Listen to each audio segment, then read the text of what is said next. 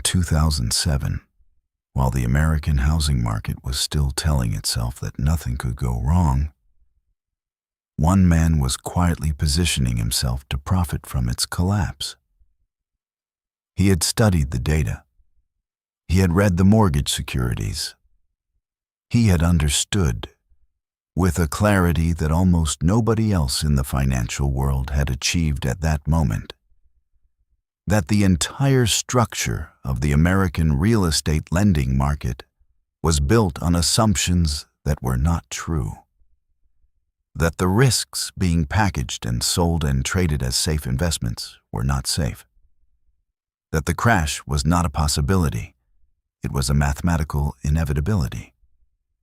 And so he bet against it, massively, deliberately, at a scale that most investors would never have the conviction or the nerve to commit to. When the market collapsed in 2008, exactly as he had predicted, exactly as he had positioned himself for, Jeff Greene made an estimated $800 million. $800 million. From one of the worst financial catastrophes in American history. From the collapse of the housing market specifically. The man who understood better than almost anyone alive how real estate markets fail had made himself one of the wealthiest individuals in the country by watching one fail in real time. And then he built a mansion. And the market, the same kind of market he had understood so precisely, the same kind of logic that had made him $800 million,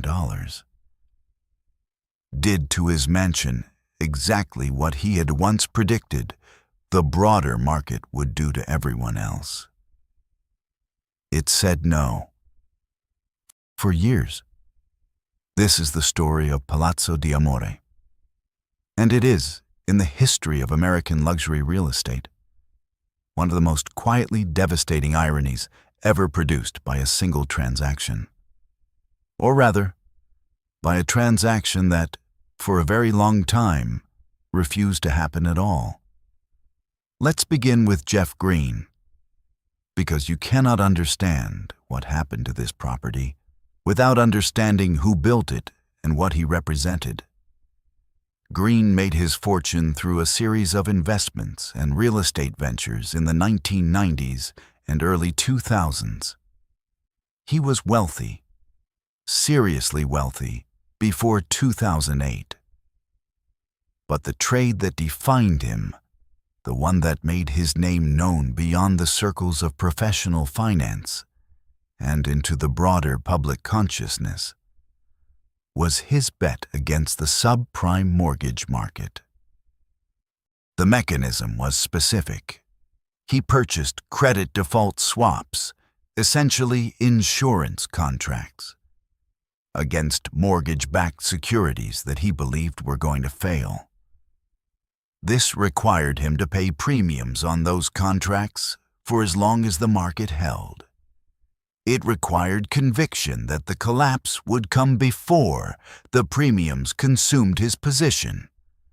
And it required a willingness to hold a view that was, for much of the period, in direct opposition to the consensus of the most powerful institutions in global finance. Banks, rating agencies, government regulators, investment funds managing trillions of dollars. They all looked at the same data Greene was looking at and saw stability. Or chose to see stability, because stability was more profitable than acknowledging the truth. Greene looked at the same data and saw what it actually said. When the market collapsed, the credit default swaps paid. Massively. The insurance contracts Greene had purchased against securities that everyone said were safe paid out at extraordinary multiples as those securities became worthless. $800 million. That number is important not just as a measure of financial success. It is important as a measure of what Greene had demonstrated he could do. He had demonstrated the ability to read a market, to understand its structure, its incentives, its hidden risks, its distance from reality, with a precision that the most sophisticated financial institutions in the world had failed to match. He understood how markets lie to themselves. He understood how consensus forms around comfortable assumptions rather than accurate ones. He understood how the gap between what something is worth and what people believe it is worth can persist for a long time and then close violently. He understood all of that about real estate markets specifically. And then he listed Palazzo di Amore for $195 million. The property sits in Beverly Hills on approximately 25 acres. 25 acres in Beverly Hills is a statement of scale that requires a moment to absorb. In a city where land is among the most expensive in the world, where properties are measured in fractions of acres, and the difference between half an acre and a full acre can mean millions of dollars. 25 acres is not a residential property in any conventional sense. It is an estate, a private compound, a piece of ground large enough that its boundaries are difficult to perceive from within it.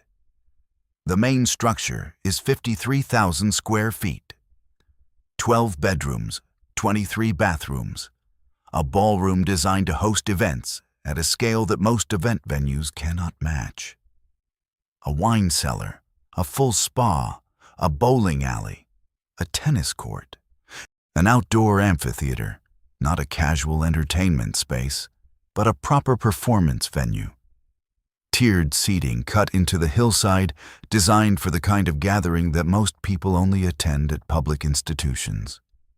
And a vineyard on the property in Beverly Hills, producing wine from vines cultivated on land that sits within one of the most densely valuable urban environments in the world. There was motor court parking for 150 cars. 150 cars. The name, Palazzo di Amore, Palace of Love, was Greene's choice.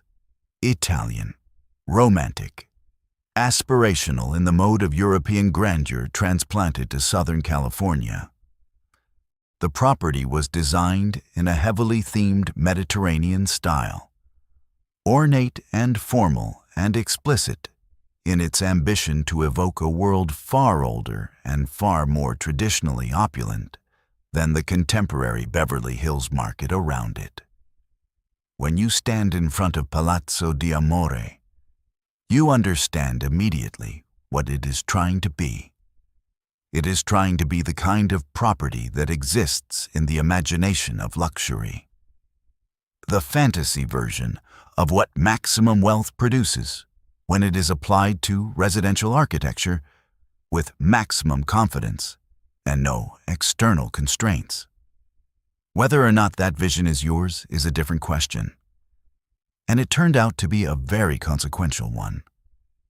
In 2014, the estate entered the market at $195 million.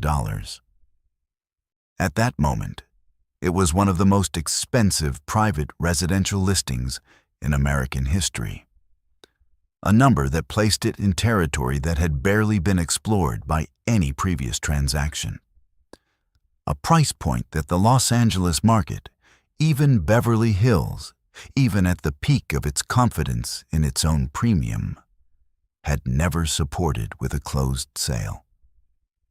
The coverage was immediate and extensive. A $195 million listing in Beverly Hills generates its own gravitational field in the real estate media world. Everyone knows about it. Everyone has an opinion. Everyone watches to see what happens. What happened was silence. Not the hostile silence of a market that found something fundamentally wrong. Not the silence of a property that buyers toured and rejected. The silence of a price point so far above anything the market had established as real that the conversation never quite reached the stage of serious negotiation. Because here is the thing about a $195 million residential listing in 2014.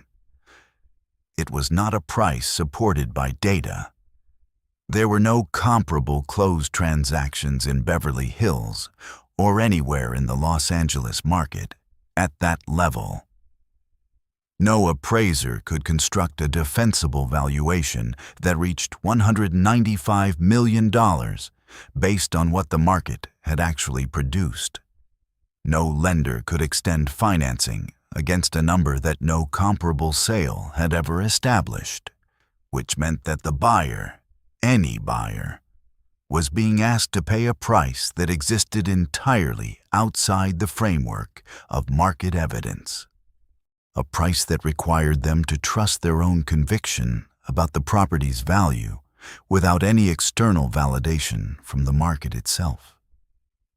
At $195 million, you are not buying a property. You are buying a belief. A belief that this specific collection of land and structures and amenities in this specific location is worth a number that the market has never confirmed and cannot easily support. Most buyers, even buyers with the financial resources to write that check, are not willing to make a commitment of that magnitude based purely on belief. They want evidence. They want comps. They want a transaction history that tells them the market agrees with the number they're being asked to pay. That evidence did not exist. And without it, the buyer pool was smaller than almost anyone involved in the listing had initially calculated. Now add the style dimension, because this is where the property's own specific character became part of the problem. Palazzo di Amore was built in a deeply formal, heavily themed Mediterranean style. The architecture, the interiors, the landscaping, all of it reflected a vision of grandeur that was sincere and genuinely executed at an extraordinary level of detail. This was not a cheap imitation of European luxury. It was an expensive and committed expression of it. But the ultra-high net worth buyer in Los Angeles in 2014, and increasingly through the years that followed, was moving in a different direction. The contemporary ultra-luxury aesthetic that dominated the most competitive segment of the Beverly Hills and Bel Air market was defined by other qualities: clean lines, open floor plans, indoor-outdoor integration that dissolved the boundary between interior space and the California landscape, materials that communicated sophistication through restraint rather than through elaboration. Palazzo di Amore was the opposite of restrained. It was maximalist, formal, themed in a way that expressed one very specific vision of what luxury should look like. And that vision, completely sincere, completely committed, genuinely extraordinary in its execution, was precisely the vision that the most active buyers in the market were moving away from. The property was built for a buyer who wanted to live inside a European palace transplanted to Beverly Hills. That buyer exists. But finding them at $195 million in a market that had never closed a transaction anywhere close to that number was a challenge that the listing would spend years failing to meet. Here is where the story becomes something more than a straightforward account of a difficult luxury sale. Jeff Greene understood markets. Not in the general way that successful business people understand markets. The intuitive grasp of supply and demand, the experience-based judgment about when to buy and when to sell. He understood them at a technical level, at the level of structure and incentive, and the specific mechanisms by which consensus forms around comfortable fictions rather than uncomfortable truths. He had demonstrated that understanding in the most consequential way possible. He had identified a market-wide blind spot, the systematic mispricing of mortgage risk, and had positioned himself to profit from its eventual correction. He had been right about the most important real estate question of the early 21st century. And yet, standing on the other side of that trade, he had made an assumption about his own property that mirrored exactly the kind of assumption he had once identified as catastrophically wrong in others.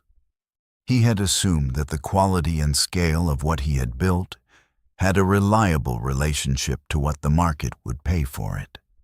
That assumption, that value, as measured by cost and ambition, and the genuine quality of what has been created, translates into market price, is one of the most persistent and most dangerous ideas in real estate. It feels true. It feels logical.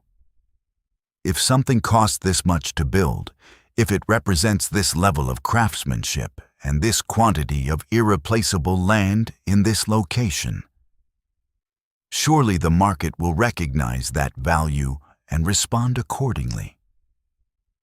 But the market does not respond to what something cost. It responds to what a buyer is willing to pay on the day of the transaction. And what a buyer is willing to pay is determined not by the intrinsic qualities of the asset, but by the intersection of those qualities with the buyer's specific preferences, the availability of comparable market evidence, the financing environment, and the particular moment in time when the transaction is attempted.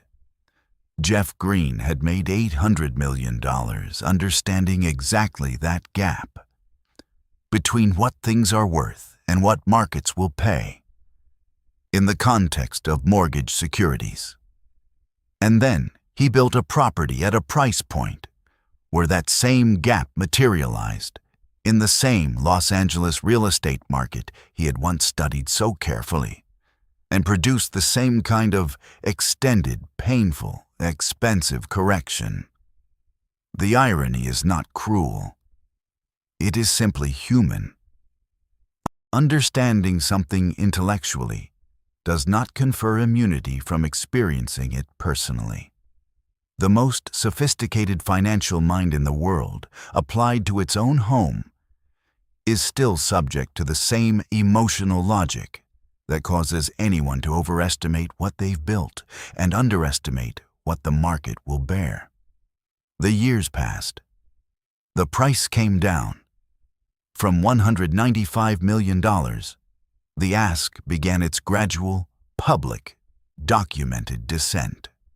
Each reduction announced to the market, through listing databases, through real estate media, through the industry conversations that follow any significant price movement on a property of this visibility, that the original number had not found its buyer. And in the ultra-luxury market, that information carries weight. Because at $195 million, everyone who matters in the global luxury real estate world knew the listing existed. Every serious buyer who had been identified as a potential match for a property of this scale had been approached, directly or indirectly, through the networks that operate at that level. The fact that none of them had produced a transaction was itself a signal that the problem was structural, not logistical, not a matter of the right buyer not having heard about it, a matter of the right buyer having heard about it, choosing not to proceed. That signal, accumulating over years of public record, made each subsequent price reduction carry additional freight, not just a seller becoming more flexible, a seller acknowledging, incrementally and publicly, that the market's judgment had been different from their own. Somewhere during those years, the property was also used for events. High-end gatherings, entertainment industry functions, the kind of occasions that a property of this scale and these amenities can host in ways that almost no private residence can match. The vineyard produced wine. The amphitheater hosted performances. The estate generated a kind of activity that kept it from simply sitting in total silence. But activity is not a sale, and the sale for years did not come. Eventually, it did. Approximately $120 million.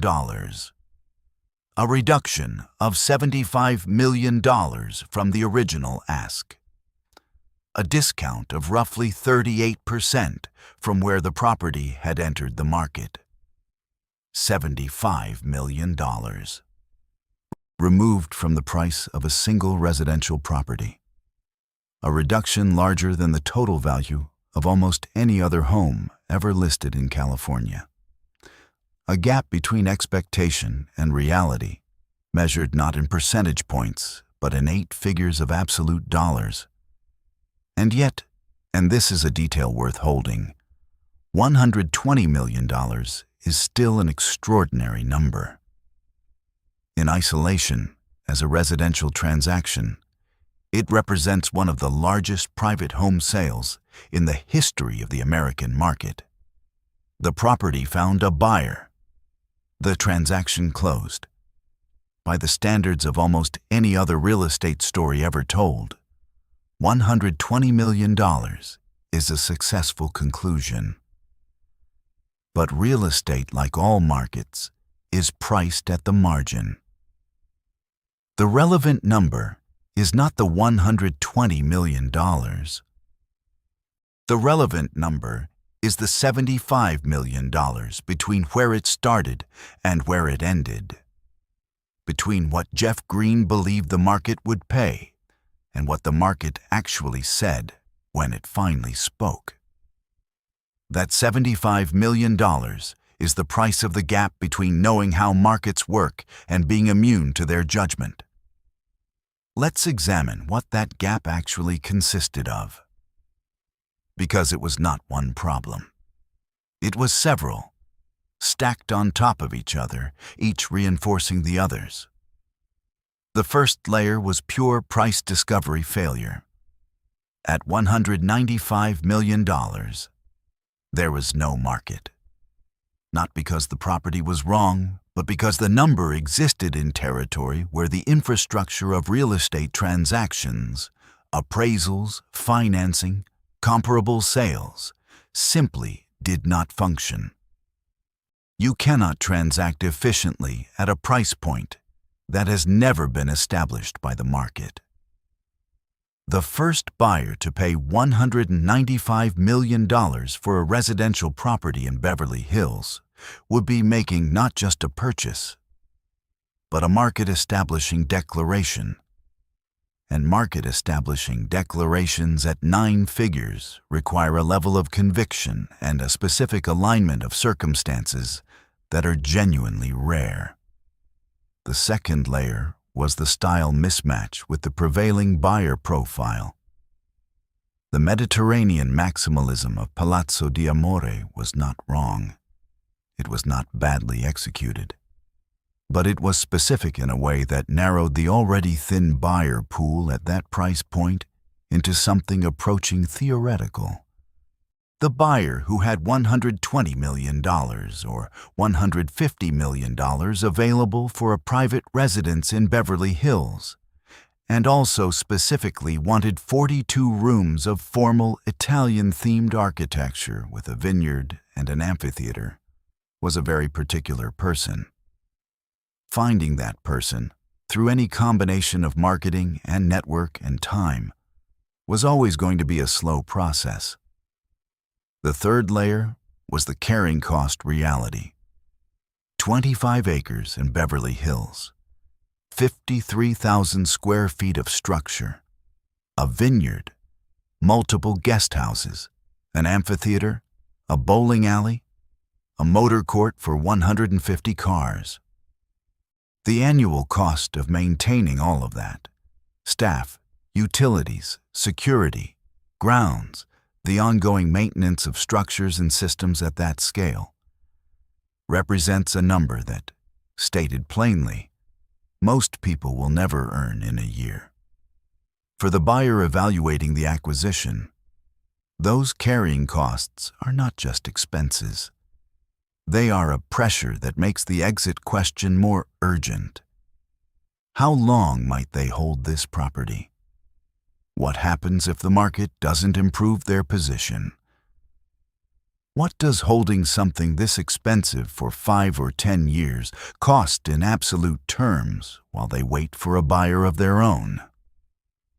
And the fourth layer, the one that sits underneath all the others and gives this story its specific character, was the public nature of the listing and its extended timeline. Palazzo di Amore was too visible, at too high a price point, for its difficulties to be private. Every year the listing continued, every price reduction that was made, every media story that cataloged the property's struggles, all of it became part of the property's identity. Not as a defect in the physical asset, but as a market signal. A documented record of what happened when this specific property met this specific market at this specific moment. That record follows a property. It becomes part of what any future buyer's advisor finds when they start researching. And in the ultra-luxury market, where the buyer's advisors are sophisticated enough to know exactly what a 4-year listing history means, that record has real consequences for how aggressively a buyer is willing to pursue a transaction and at what price. There is a question that this story forces, and it is one that goes beyond Palazzo di Amore specifically. How does someone who understood the 2008 housing market collapse more precisely than almost any other individual on earth, who made $800 million from that understanding, find himself on the wrong side of a real estate market judgment a decade later?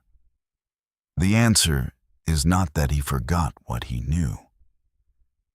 The answer is that knowing how markets work in theory is a fundamentally different skill from being emotionally neutral about your own position within one. Jeff Greene, evaluating the subprime mortgage market in 2006, had no emotional stake in whether the securities he was analyzing were actually worth what they claimed to be. He had no relationship with the assets, no years of investment in them, no personal identity tied to their value. He could look at them coldly, analytically, as data, and see clearly what the data said. Jeff Greene, evaluating his own estate in Beverly Hills, was not in that position. He had built it. He had chosen every element of it. He had invested not just capital, but time and attention and the specific vision of what he wanted his home to be. He had a relationship with it that no amount of market sophistication could make fully cold. And that relationship, that entirely human, entirely understandable attachment to something you have built, is the force that produces the gap between asking price and closing price in almost every difficult luxury listing. It is not ignorance. It is not stupidity. It is the simple, powerful, universal human tendency to believe that what you have created is worth what it feels worth to you, and to discover, eventually, that the market measures value by different tools. Jeff Greene measured the subprime mortgage market by the market's tools and saw the crash coming. He measured his own property by a different standard. And the market, patient and impersonal and entirely indifferent to what he had once correctly understood about it, arrived at its own number in its own time. $75 million below where he started. Would you have bought Palazzo di Amore? Not at $195 million. At the number it actually cleared, $120 million for 25 acres in Beverly Hills, for 53,000 square feet, with a vineyard and an amphitheater and motor court parking for 150 cars and a ballroom and a bowling alley and everything else that Jeff Greene decided belonged in his home. At $120 million, there is a physical case. The land alone, at Beverly Hills values, represents something genuinely significant. The structures are extraordinary in scale and quality. The location is real and irreplaceable. A sophisticated developer or investor or individual buyer with a specific vision could look at $120 million in that context and see an argument. But you would also be looking at a property whose style runs counter to where the contemporary ultra-luxury market is moving, whose carrying costs are substantial enough to affect the investment logic materially, whose listing history is now part of its permanent record, and whose exit, whenever your own time to sell arrived, would face all the same challenges that the original listing faced, with the additional weight of everything that has already happened. The same questions that made Palazzo di Amore difficult to sell at $195 million do not disappear when the ownership changes. They become the next owner's questions, the next owner's carrying costs, the next owner's exit problem. That is always the risk in acquiring something that the market has spent years trying to price. You are not just buying an asset, you are inheriting a history. And real estate histories, in the age of permanent digital records, do not expire. Jeff Greene understood, better than almost anyone, how real estate markets fail. He demonstrated that understanding in the most decisive way that financial markets allow. He made $800 million from a correct prediction about how a market was going to correct itself. And then he built something he loved, something that expressed his vision and his success and his specific sense of what life at the top of the economic ladder should look like. Something real and large and permanent and genuinely extraordinary by the standards of what human beings can create when resources are unlimited.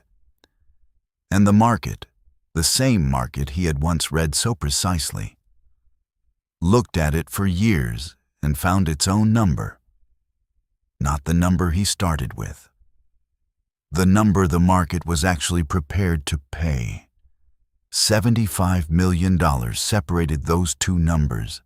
$75 million between what it felt like it was worth and what a buyer eventually agreed to pay.